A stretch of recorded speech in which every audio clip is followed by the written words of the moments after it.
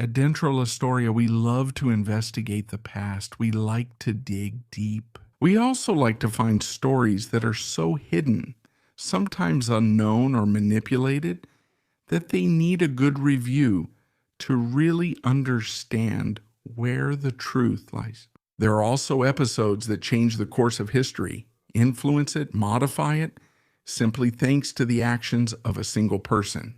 But there are other images, other snapshots of what has been called the short century, the 20th century, the 1900s. One of these shows flowers in the rifles, in the barrels of the rifles. We're not in Berkeley, California. We're in Portugal. It's April 25th, 1974, the Carnation Revolution.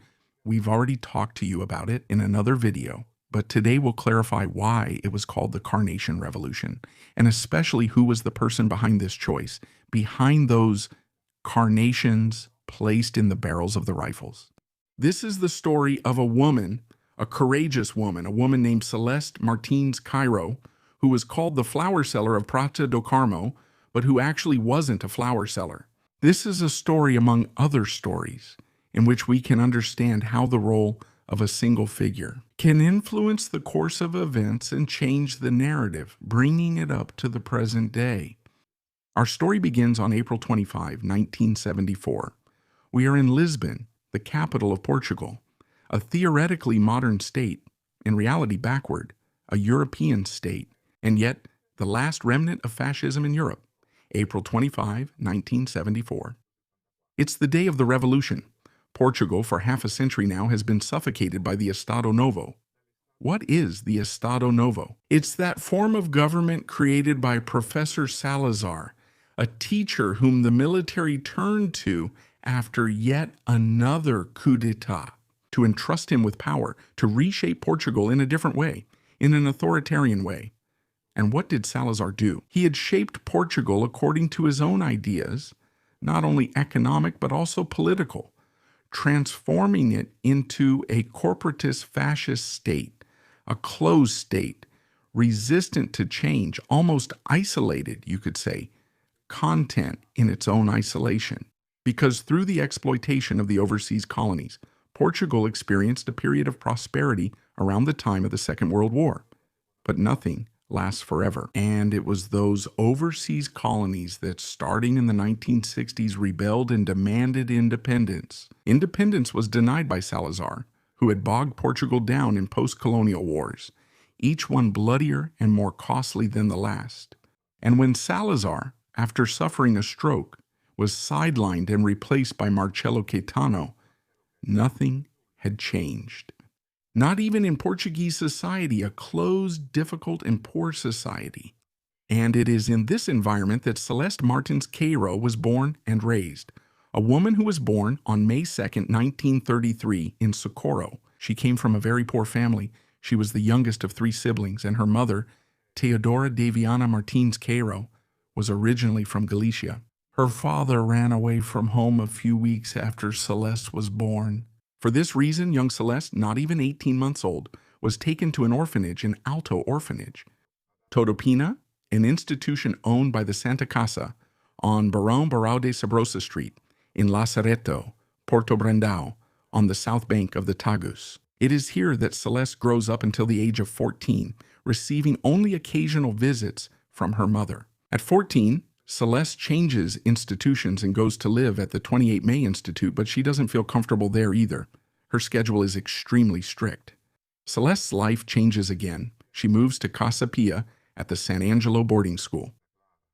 But Celeste would never work in hospitals because the hardships she had endured had damaged her health, especially her lungs, and she certainly couldn't work in a sanatorium. That's why, at 20, Celeste reinvents herself and tries different jobs. First, she works in a shirt factory on Avenida Almirante Reis. In that period, things change again. She works at the Lusitano Cafe, then moves to the Patinhas Cafe on Rua da Casa Pia, near the boarding school. In particular, the job at the cafe. Celeste's life changes again. They sell tobacco, and that tobacco is sold illegally. Forbidden books, the books by Jose Vieira, are hidden among the various packs of tobacco for fear of the secret police. The girl at the boarding school sees all this, and decides to take part. She likes that environment. It's a different atmosphere, not closed off at all. On the contrary, it's lively and full of people.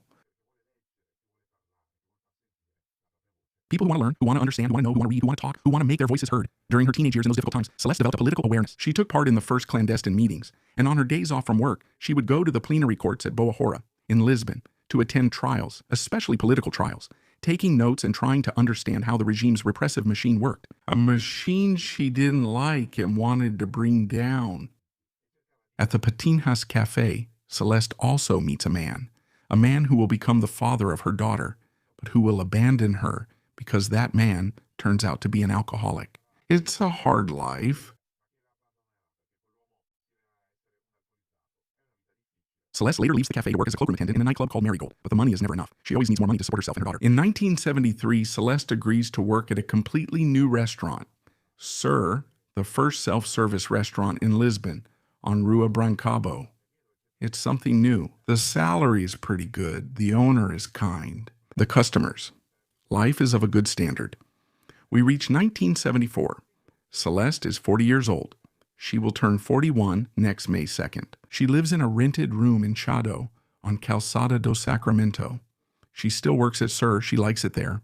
Sir, by the way, transferred to Pia at the college in 1973, a year later. She wants to celebrate her first anniversary. And the owner of Sir has an idea to offer a gift to the customers, a glass of port for the men, a round on the house for everyone, and flowers for the women. That's why the day before, on April 24th, the manager, accompanied by some workers, including Celeste, goes to the market and stocks up on fresh flowers. They choose carnations, white and red, buy them, and bring them to Angelo. Celeste changes. She gives them to Pia at the restaurant, where they're kept in water to be used the next day because April 25th, 1974, must be a day of celebration. The atmosphere is not the best in Portugal, but people still want to celebrate. Do you know why it's not the best? Because in those days, Portugal is shaken by continuous protest demonstrations, even a revolt the previous month by those same soldiers, but it failed.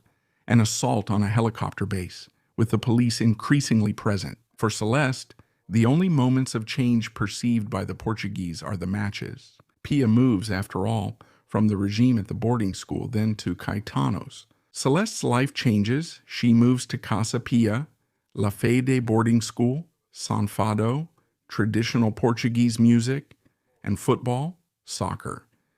These are the three main pillars of the regime.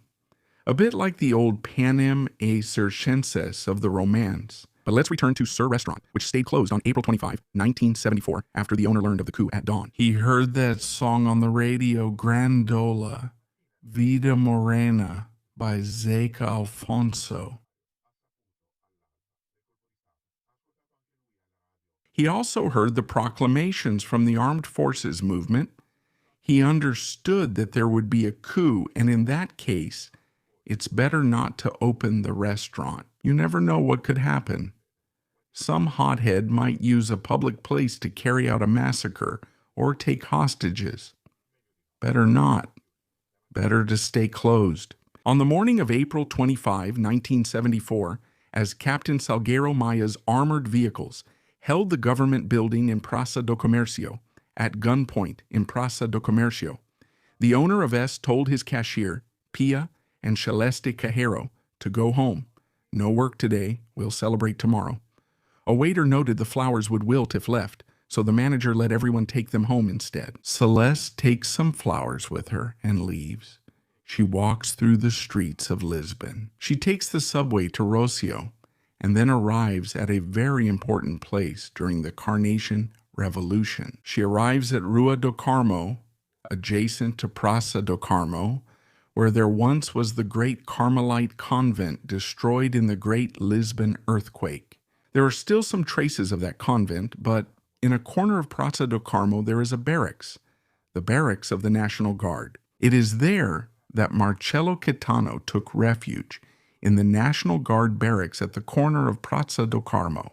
It was at the college that Marcello Caetano took refuge with part of his government cabinet. On Rua do Carmo, Celeste encounters Captain Maia's troops, who are going to lay siege to the government headquarters. On Rua do Carmo, Celeste encounters Captain Maia's troops, who are heading to Carmo barracks. Celeste asks what's happening. A soldier replies, "We're going to Carmo to arrest Marcello Caetano. This is a revolution. Long live free Portugal." Celeste can't believe her ears. She sees a crowd, men, women, children, elders, moving with Celeste and the soldiers shouting, "Liberty, liberty." Then a soldier asks her for a cigarette, but Celeste doesn't smoke. She can't. Her lungs, as mentioned, don't allow it. Celeste would like to do something. She would like to help those soldiers. She would like to buy them something to eat or drink, but the shops around are all closed. She has nothing to offer except exactly those carnations. She would like to help those soldiers. She would like to buy them something to eat or drink, but the shops around are all closed. Carnations. Celeste goes to a bench in Praça do Carmo, opens the packages of carnations, and starts offering them to the soldiers. If you want one, take it. A carnation is offered to everyone. Put a carnation in the barrels of your rifles. That soldier who had answered Celeste, who had asked her for a cigarette, and whose name we still don't know today, is the first to smile, grab a flower, and stick it into the barrel of his rifle. It's a revolutionary gesture, a symbolic gesture. Other fellow soldiers see him, and after a moment of hesitation, they imitate him. They're all there, with Celeste, to get their own flower. The officers, by the way, are having a hard time keeping them in line because the enthusiasm is contagious. But Celeste doesn't stop. He doesn't just stay at Carmo. He still has many carnations. He's only given away one of the 2 bunches he had. And so he moves on foot all the way to the Church of the Martyrs. And every time he comes across some soldiers, he offers them carnations. That flower, an incredible flower, a colorful flower that changes the outlook of the day, becomes the symbol of a revolution. It wasn't something that had been planned. The song, Grandola Vila Morena, had been chosen as the signal to start the revolution. The radio proclamations had already been written. The operations had been worked out in the previous weeks. The flower, no, not the flower, it represents the unexpected new element, and yet it was immediately accepted by everyone. That gesture leads to imitation. Other residents of Lisbon ask florists for carnations to give to the soldiers, and those carnations become the symbol, the very name of the revolution. Revolução dos Cravos, the Carnation Revolution. Celeste becomes known to everyone as Celeste of the Carnations. She is called the flower seller of Carmo. But she wasn't a flower seller. She was a waitress in a self-service restaurant. The story of Celeste Cairo is so incredible in its very ordinariness and in the way Celeste herself faces the revolution, that it makes us realize how sometimes history enjoys mixing together the different stories of the main or secondary characters, like Celeste Cairo. But Celeste's story doesn't end here. Celeste, the Carnation Lady, becomes a public figure. Among other things, a few weeks later, she will give an interview to the magazine Crônica Feminina, which makes her a real celebrity. Everyone wants to meet Celeste Cairo. Everyone wants to meet the Lady of the Carnations. But Celeste is a busy woman. She has to keep working, fighting for her daughter, and she will keep working for a long time. Her life will be filled with many difficulties. 14 years after that glorious day, on August 25, 1988, a great fire in the Amazon's Dolceado area destroys the building where Celeste is with her daughter. The 2 are unharmed, but they have lost everything. They have nothing left. It's not easy for her to go on living, yet she fights tooth and nail every day to keep going, even when she retires, with a minimum pension of only 370 euros. And she goes to live in a small house just a few meters from Avenida da Liberdade, an evocative name. Celeste presents herself as an extremely dignified woman, and the soldiers, but also their families and all the inhabitants of Lisbon, never forgot her. In 2024, on the occasion of the 50th anniversary of the revolution, a public fundraising campaign is launched to help Celeste, who has lost part of her hearing in recent years. Celeste is invited to take part in the commemorative parade for the 50th anniversary of the revolution. The soldiers go to her house on Avenida de Liberdade and take her around the city. She is cheered by the crowd. Celeste. Celeste dos Cravos. Everyone loves Celeste. And Celeste once again asks for carnations. They bring them to her, and she, with her arms now thin and bony, keeps handing them out, exactly as she did 50 years earlier. It's a historic moment. Photographers and cameramen are filming her. It's true, he dies on November 15, 2024, at the age of 91. He is hospitalized in Leiria. Those lungs, which had never allowed her to have a peaceful life, finally take their toll.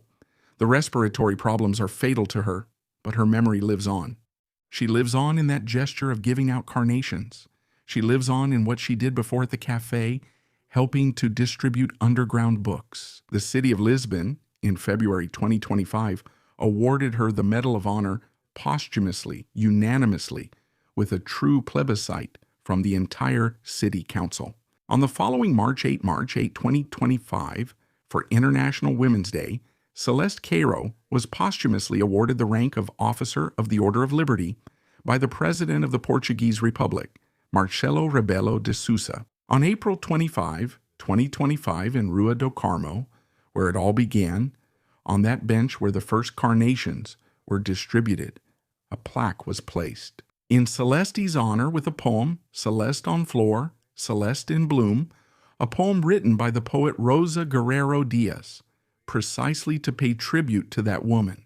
So today, if you go to Lisbon and want to visit the places of the revolution, besides going to Terreiro do Passo or Praça do Comércio, and besides going to Avenida do Arsenal, go to Rua do Carmo, go to Praça do Carmo, look for Celeste's bench, and look at it. Imagine this 40-year-old woman, proud and dignified, trying to do something for those soldiers. And since she couldn't give them food or even a cigarette, she offered them flowers, all she had. And if you really want to pay her full tribute, sing that song by Zeca Afonso. And you'll see that other Portuguese people around you will join in. Grandola, Vila Morena, land of fraternity. The people are the ones who rule most within UO City.